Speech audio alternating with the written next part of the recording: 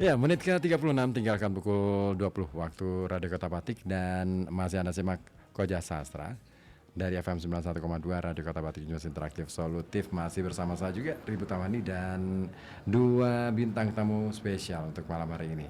Ada Bu Sarlita dan juga Bu Dina. Wah, panjang ya, waktunya masih cukup lama ya. Udah semut-semut nih. Iya. Nah, balik lagi ke ini, ngomongin soal diplomasi budaya lewat bahasa. Ini kan seru ya. Tapi saya penasaran, kemarin itu pas menjalani tes seleksi untuk ikutan sebagai pengajar BIPA di luar negeri.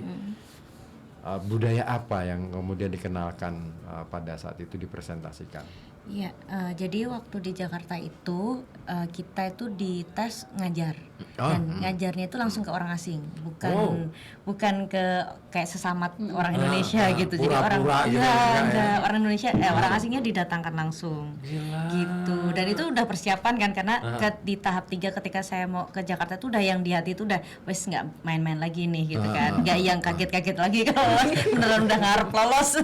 Kalau yang ketiga ya, nah itu saya persiapan banget lah, bawa canting aku, bawa canting, bawa kain batik, effort lah, bawa malam, itu sebagai realia ya ketika mengajar. Jadi memang mungkin teman-teman yang belum tahu ada BIPA daring itu tuh sebuah kanal ya, website yang laman BIPA daring itu di situ banyak banget media atau bahan ajar yang sebenarnya teman-teman bisa lihat. Nah, materi batik itu ada di materi ajar BIPA secara resmi dari kementerian. Nah, saya pakai itu biar apa? Biar ya satu karena dari Pekalongan, masa sih orang Pekalongan kok nggak bawa batiknya itu nggak mungkin gitu. Yang pertama. Terus kemudian yang kedua, ini orang asing itu sebetulnya nggak familiar dengan Indonesianya. Sebetulnya ya. Iya, kalau ditanya kamu kenal Indonesia? Mana Indonesia? Apa itu gitu. Tapi kalau ditanya Bali, mereka langsung cing gitu. Padahal dan mereka menganggap Bali itu negara. Gitu. itu fakta ya, fakta di mata dunia itu masih Bali yang terkenal. Itu yang pertama. Yang kedua, batik. Gitu. Jadi ketika saya pernah ke Vietnam juga dulu ditugaskan kampus untuk ke Vietnam, itu juga yang pertama kali mereka komentarin bukan tentang kerjasama ya, tapi batik apa yang kamu pakai itu kok bagus. Gitu. Dan mereka pengen banget ke Pekalongan hanya untuk beli batik dan mereka minta diajarin batik. Padahal pas saya ke sana gitu, malah pakai pakai kerudung ini kan bukan batik ya. Mereka taunya kerudung motif yang tak pakai motif itu juga batik. Gitu. Jadi sampai segitu. Iya, terus mereka minta tolong diajarin bikin bikin jilbab batik gitu. Gitu. Jadi itu yang daya tarik sebetulnya. Jadi faktanya orang itu sebetulnya tidak secara langsung pengen belajar bahasa Indonesianya, Kang. Tapi pengen belajar atau tahu tentang batik atau Bali lah at least ya, paling sederhananya itu. Nah, dari situ bahkan Indomie itu udah jadi ketiga tuh. Jadi Bali, batik, Indomie itu fakta tuh. Fakta banget. Jadi hanya karena penasaran sama tiga hal ini mereka jadi mau ke Indonesia. Tapi itu kan menurutku tetap sebuah daya tarik yang luar biasa. Nah, tinggal kitanya nih ketika mereka sudah tertarik dibikin nyaman nggak gitu kan. Kayak kita ketemu cewek deh gitu. Tertarik nih. Ketika udah dideketin, aduh ngeselin. Kan jadi nggak pengen kenal lagi ya nggak kan? Tapi kalau udah tertarik dari first impression, wah batik keren, Bali keren, indah gitu. Terus pas didatengin, oh ternyata jutek-jutek orangnya. Terus kemudian budayanya ternyata kok gitu atau kotor atau apa, kan mesti mikir ternyata nggak sekeren itu. Nah itu loh sebenarnya diplomasi budayanya itu gimana orang-orang tahu bahwa keramahan Indonesia itu memang benar-benar real gitu loh. Dan itu budaya ya, kita ramah, kita senyum ke semua orang. Kalau di negara lain kan senyum itu justru ancaman. Gitu. Jadi saya lupa nama negaranya, Belgia kalau nggak salah ya. Kalau di sana itu kita senyum, orang itu langsung pergi. Takut Atau dia merasa ini orang perlu dihindari. Aneh nih orang Iya, gitu ya. jadi malah aneh. Malah dianggap ODGJ kali. Iya, jadi nggak boleh senyum, nggak boleh nyapa. Nggak enak banget hidup kayak gitu ya. Bener, jadi mereka Nggak sangat betah. berhati-hati. Aku nggak betah kalau ada di negara kayak Sangat gitu. berhati-hati. Padahal kalau kita ya yang normalnya pasti kita senyum, kita ramah gitu-gitu Refleks ya. ya, ketemu orang Refleks gitu. ketemu Ya. orang tuh gitu. Itu kan budaya, nggak semua negara betul, gitu betul. loh. Nah itu Kita sebenarnya. punya ya itu ya. Keramah tamahan itu kalau orang asing ditanya gimana kamu kesan pertamanya di Indonesia pasti ramah. Karena mereka tuh kayak kok bisa sih orang senyum-senyum tanpa alasan? Kok bisa sih orang senyum-senyum ke orang asing gitu Dan loh? kok bisa sih senyum tapi bukan ancaman? Nah, kalau itu gitu loh. Budaya yang seremeh itu. Iya, banyak hal yang mungkin kita anggap sebagai sesuatu yang remeh, tapi sebenarnya itu bernilai. Bernilai betul. Ya kan, kayak batik aja deh. Oh, sebenarnya kalau kita bicara tentang batik itu, wah kalau didalamin lagi, panjang tuh satu.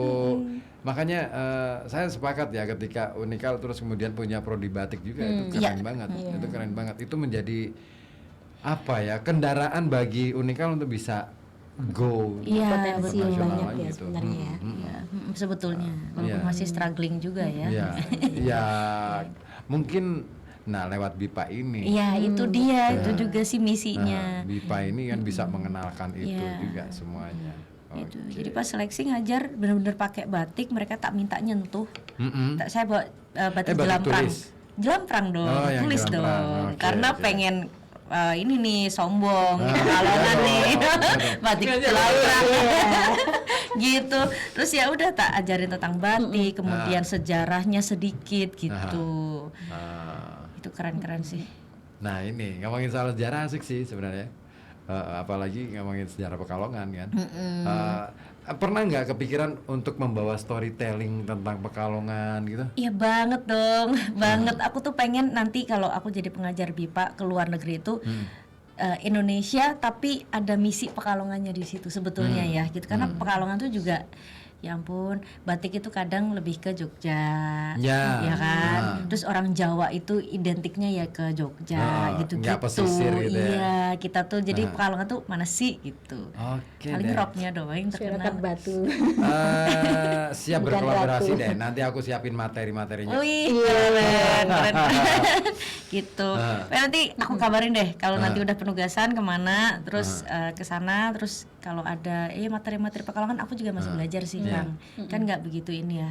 Kan gini, kan banyak ya kalau storytelling kita tuh banyak banget. Pekalongan ada sintren, Ya, cerita betul, cinta sintren. yang Ya. lebih romantis daripada Romeo Juliet. Iya, aku nulis tuh kemarin. Oh iya, pantes ya kan. Aku nggak ngerti. Itu keren banget. Bagaimana orang memahami. Jadi di balik cerita-cerita itu ada banyak makna yang tersembunyi. Termasuk kemarin yang aku tulis itu saya komentari itu sebenarnya peluang jadi jurnal loh. Din. Nanti kita kolaborasi. Wih, aku ikut dong, aku udah denger ini. Aku udah denger penulis ketiga, kelima, nggak apa lah. Nah, aku siapin. Udah banyak aku bahan untuk aku siapin. Jadi itu. Nah, termasuk topong ngalong dan lain sebagainya. Terlepas dari apakah itu fakta atau bukan, Iya. cerita ataupun storytelling itu adalah kekayaan yang bisa kita gali sebagai materi yang ini bisa kita bawa sebagai materi diplomasi budaya. Iya, betul. Supaya jadi orang luar negeri aja kalau bawa ke sini itu yang dibawa ceritanya kok. Betul. Iya kan? Kenapa sih setiap orang ketemu baru itu pasti pengen dengar cerita? Iya kan? Ada apa sih yang di tempatmu ada di aku Iya, nggak ada kan bisa nyari. betul. Iya kan? Kan gila aja ya. Ketika kita begitu bersemangatnya nonton misalkan Lord of the Ring, film Lord of the Ring. Padahal itu kalau dipikir-pikir lagi, ini kan ceritanya mirip dengan budaya kita. Ada cincin bertua, kekuatannya baru hilang kalau dicemplungin ke Gunung Merapi. Jadi nggak relate ya. Itu Sama karena polanya sama. sama. Polanya sama, mirip, betul. Kalau belajar sastra itu kan ya enaknya di situ. Sebenarnya kita bisa mengenal budaya dari manapun dilihatnya dari polanya sama nih, sama kayak ini, oh kita juga punya kok cerita yang macam itu misalnya, nanti kan bisa sharingnya kayak gitu ya. Jadi misalnya mereka bercerita tentang ini, di kami itu ada ini, nah kok polanya sama ya dengan yang kita punya gitu. Nah, kita bisa sharing. Nah itu kalau sekedar penutur bahasa Indonesia mungkin itu yang kurang gitu. Tapi kalau orang yang udah belajar bahasa, belajar budaya, bekal akademik bagus, kemudian juga pengalamannya bagus, itu modal yang Paket udah komplit. komplit deh Iya, gitu. paket komplit. Sampai nggak harus belajar pun tiba-tiba ngobrol itu udah, oh iya kita ada ini, oh iya ini gitu, karena udah paham dulu sama polanya. Nah itu dia. Ini PR buat Bu Sarlita nih. Ketika Bahasa nanti Indonesia keluar negeri. keren juga.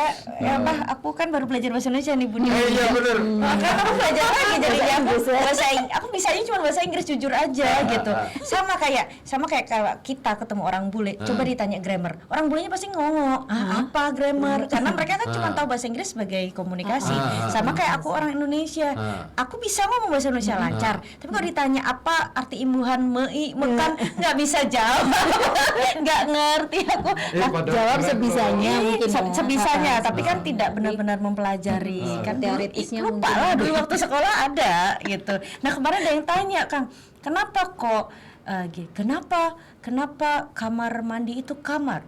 Kenapa ada ruang tamu, ada ruang mandi, ruang keluarga? Kenapa tidak ruang mandi? Padahal ada kamar tidur. Ya, kamar tidur. Nah, alhamdulillahnya bisa terjawab karena itu beruntung banget.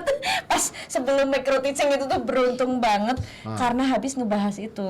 Padahal aku sama sekali nggak ngerti kan. Iya ya. Tadinya Aku baru kepikiran deh. Iya, kenapa kok kamar disebut kamar? Kenapa nggak disebut Kenapa, ayo? ruang? Ya kan?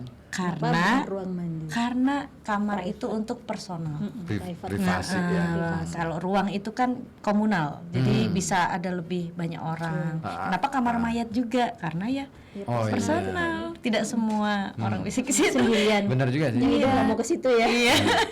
Kamar Gitu, mandi, kamar tidur. Ada kan? juga istilah kamar kecil, tapi nggak ada kamar besar. Iya gitu. Nah itu pertanyaan-pertanyaan kayak gitu kan agak medeni bahasa Indonesia apa? Bahaya. Serem. Bahaya. Serem buat kita, buat aku sebenarnya kalau ditanya-tanya tentang dan bahasa Indonesia kan unik banget. Iya gitu. sih, iya sih. Banyak hal yang aku temukan ketika merangkai bahasa. Beberapa kali aku nulis tentang artikel tentang bahasa kan. Saya baru menemukan, gila kan ini kok bisa muncul frase ini, gimana ceritanya? Padahal ini kalau dipikir-pikir lagi, ini kayaknya nggak logis deh. Iya. Secara logika kasat matanya nggak logis deh. Tapi begitu didalamin, oh ini maksudnya gini. Sama dengan kata seni itu sendiri deh. Iya. Seni itu istilah yang bermasalah. Ketika Istilah yang campur sama bermasalah. air. Kenapa air dikasih seni gitu? Ada air seni, tapi ada seni yang kemudian Seni maksudnya adalah budaya. art. Art, gitu. betul. Padahal kata art sendiri kalau dalam bahasa Inggris tidak dimaksudkan sebagai estetika, lebih ke teknik. Makanya ada arsitektur. Ada lebih ke teknik. Jadi art itu tidak langsung nyambung ke estetika. Itu adalah teknik-teknik untuk jadi seseorang baru disebut sebagai artis kalau dia mampu menguasai teknik, misalkan melukis atau apa dengan teknik tertentu. Nah itu baru artis. Nah di kita langsung dicomot art itu dimaknai sebagai seni. Padahal seni kalau dalam bahasa Indonesia seni itu halus. Sesuatu yang kecil banget, halus banget. Lah ini kan sudah beda nih maknanya. Wah itu bermasalah tuh. Iya. Itu makanya aku kayaknya harus deket-deket sama Budina lah Pak. Sama Kang Rebut juga kayaknya. Iya. Gitu. Itu seru ya. Jadi itu ya pertanyaan-pertanyaannya liar kayak gitu ya. Karena mereka kan curious ya, berbeda. Sama kayak ditanya mahasiswa, kenapa kok is itu he she, kenapa kok I nggak pakai is? Kenapa harus dibedain? Itu kan juga nggak bisa terjawab. Ya nggak tahu kata kamusnya gitu. Paling dijawab gitu. Nah itu pentingnya kan belajar bahasa itu tahu filsafat bahasa. Tahu Yes. betul Benar, gitu. benar, benar. Sih kok Nah. bisa begini, kok bisa begitu, sama kalau matematika juga kan sama. Kenapa ada angka kayak gini, kenapa begitu? Kenapa gitu. kalau dijumlah kok jadinya sama? Itu kan juga kita Itu ada memang filsafat bahasa yang memang mungkin kalau orang tidak sadar literasi ya udahlah gitu, nggak akan Lewat mempertanyakan aja. hal begitu. Tapi orang yang pengen tahu, cari tahu itu pasti nanya gitu. Kok gitu ya kan gitu. Iya kenapa ya? Nah akhirnya kan cari tahu gitu. apalagi perkembangan bahasa Indonesia sekarang ada bahasa Jaksel ya kan, Ya. ada Jujurli, Ada ada apa, Paksel. ada macem-macem. belum ada bahasa peksel ya. Kalau yang selatan gitu ya. Padahal peksel itu bahasa yang Bahasanya khas beda, loh. benyu di sana. Semua menjadi serba besar.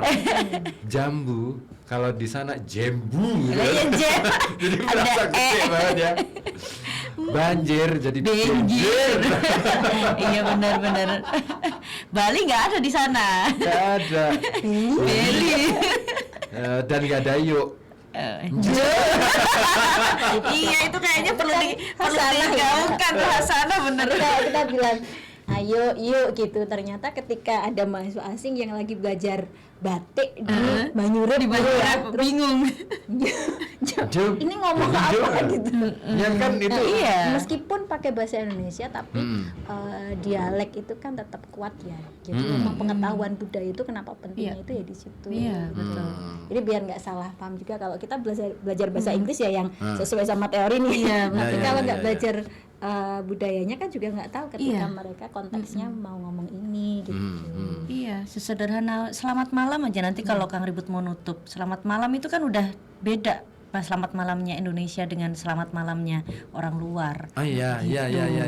Antara nutup dengan ketemu Iya, kan. gitu itu udah beda. Itu kan sulit ya kalau kita nggak menguasai keduanya. Good evening dan good night itu Iya beda. betul, beda Ya, banget. Kadang-kadang kita ketuker-tuker tuh. Iya. Lagi ketemu, good night ya. Gitu-gitu. Aduh, ampun. Karena saking ini antusias pengen jadi anak Jaksel gitu. Saya good night. Gitu. Gimana kabar? Aduh, ampun. Iya ya. Ternyata belajar bahasa itu belajar tentang satu tidak hanya kecakapan dalam bertutur, tetapi juga berpikir, terus juga ini yang lebih penting lagi adalah bertahan hidup. Iya, betul bertahan hidup. Bertahan hidup itu butuh bahasa. Saya nggak kebayang bagaimana kemudian kalau kita hidup di sebuah negara dan kita nggak pernah mau belajar bahasa di negara Sama situ. gini-gini terus ya kan, mau pakai body language terus. Iya, Nggak capek mungkin, dong. capek dong, iya benar. Heeh. Nah ini, wah kita masih menyisakan waktu 7 menit nih. Ampun, seru ya. Udah mau selesai malah jadi seru ya, tambah seru ya. Iya, tapi begitulah, selalu kesannya begitu. Gak tahu, mungkin memang harus ada jilid kedua kali ya, atau jilid-jilid yang lain. Asik. Nanti pulangnya Bu Sarlita dari kalau udah- luar ya, sharing ya. Oh, seru sekali. Atau pas di luar aja. Oh iya, boleh, Bisa ya? Bisa. Oh dong. bisa. Siap pernah tuh. Siap. Iya. Aku yang waktu penting. jadi bule ya, Heeh. bule Depok. Sharing.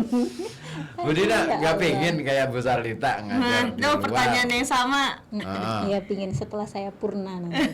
Purna dari mana? Dari Purna kampus? dari tugas menjadi ketua program studi, insya Allah. Oke. Karena ini misi kemanusiaan juga sebenarnya kan. Oh, misi Ya, kemanusiaan. kita di kota Pekalongan itu kan kesadaran berpendidikan itu sudah mulai bagus gitu ya. Intinya banyak mahasiswa yang minat dari SMA mau lanjut mahasiswa dan sebagainya itu sudah kelihatannya udah bagus, banyaknya kampus juga di sini. Nah, dan itu tapi masih kadang sering diimbangi sama kemampuan finansial, Iya, kemudian betul. kesadaran untuk belajar bukan hanya sekedar dapat gelar gitu. Nah, misi-misi yang seperti itu yang sampai sekarang masih kita upayakan di FKIP terutama, karena ya kalau secara profesi mungkin apa sih jadi guru duitnya seberapa kalah sama Iya. ahli gizi gitu. Iya benar. Iya lagi. Tapi ya itu mengajar itu memang passion. Kalau kita Iya. kalau saya tadi nangkep ceritanya Bu Sarita itu udah ya udahlah ikhlasin, maksudnya kayak dalam hati tuh mau bilang ikhlas tapi kan nggak ada katanya ya, jadi ya, paling nggak masuk ternyata masuk, paling nggak keterima ternyata Iya. keterima gitu. Iya. Jadi kesabaran dan keikhlasan yang macam itu tuh nggak bisa dibentuk dalam waktu singkat. Iya, Dan betul. itu yang kita upayakan. Jadi di FKIP ada visi profetik itu diantaranya ya kayak gitu, dengan kita berusaha tapi tetap ya udahlah kalau nggak masuk ya nggak apa-apa gitu. Tapi ternyata ada jalan yang mudah gitu, karena kitanya memberikan yang terbaik, kita usaha, tapi memang tidak yang menggebu-gebu berharap yang sampai gitu. Dan itu ya bagian dari misi saya ya, mengenalkan, jadi mendampingi teman-teman yang sudah mempercayakan pendidikannya di FKIP, di PBSI gitu, yang yang mau jadi guru, entah mau jadi guru atau enggak, tapi mereka sudah milih untuk masuk ke prodi pendidikan, baik itu PBSI, PBI ataupun matematika. Jadi di situ akhirnya ada PR nih gitu. Kalau saya pikirnya gitu, nanti setelah ini insya Allah sambil mempersiapkan diri juga karena terlalu banyak bahasa Indonesianya, saya jadi harus belajar lagi bahasa Inggris sama bisa kita. Jadi kita memang lagi collab nih ceritanya biar bisa bahasa Inggris.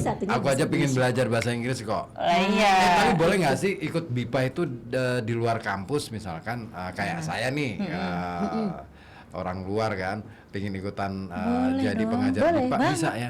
Bisa. Nah, kemarin itu waktu seleksi juga nggak semuanya backgroundnya akademisi kok. Beneran yang ada yang memang freelancer, ada yang memang pengusaha, tapi memang dia punya ketertarikan bahasa yang sangat luar biasa. Dan dia memang ya karena memang sudah punya ketertarikan ya, jadi sudah keterampilan gitu loh. Karena pas di UKBI kan minimal sangat unggul tuh, karena ada minimal sangat unggul. Ya Aku kan belum gimana? ikut. Gimana caranya gitu untuk bisa ngajar kalau belum di taraf yang itu gitu. Oh gitu. Wah, aku pingin. Iya, cobain beneran. Biar punya kesempatan jalan-jalan kan. Iya bener. betul. Jangan pakai uang negara. Iya. Itunya bisik-bisik aja. Iya. Ya, Oke. Oke deh. Apa ya? Nggak usah closing statement kali ya. Nggak usah. kita mau bersambung. Kan Paling ini nitip satu ini aja sih tagline-nya tuh? Badan Bahasa. Apa? Jadi kita tuh harus melestarikan bahasa daerah, tapi mengutamakan bahasa Indonesia, tapi harus wajib menguasai bahasa asing. Itu udah tiga trigatra itu udah harus kita pegang. Oke. Gitu. Oke, terakhir saya mau ngucapin terima kasih buat Bu Sarita, Bu Dina Sama-sama. mau meluangkan waktu datang ke studio. Asik. Keren banget. Ya semoga aja ini berkelanjutan ya Amin, harapannya. amin, iya. Syukur-syukur acara ini disponsori Unicel boleh? Wih, ini. Aduh, Bu Nina, tolong sampaikan ya. Ini yang nyponsori masyarakat Pekalongan. Iya, ini ngeri disponsori nih. masyarakat Pekalongan loh. Gila, ya. Ini acara yang memang benar-benar dari masyarakat untuk masyarakat sebenarnya. Ya. Thank you. Sukses selalu untuk Bu Dina, Bu Sarita. Dan seneng aja sih ketemu kalian berdua. Aku rasanya udah lama Reuni. Ya. Ada kapan lagi ada reuni lagi ya. Kita kayak di passion masing-masing ya. Ya kalau di sana ditemukan di satu meja, terus kemudian nemuin tema yang ampun, Iya, ya. membangkitkan keren deh ternyata kita tuh gitu. Iya, makanya itu dia. Oke deh, saya kira itu dulu ya yang bisa kita obrolkan, dan Koja Sastra akhirnya harus saya akhiri sampai di sini. Ketemu lagi minggu depan. Terima kasih, bye bye.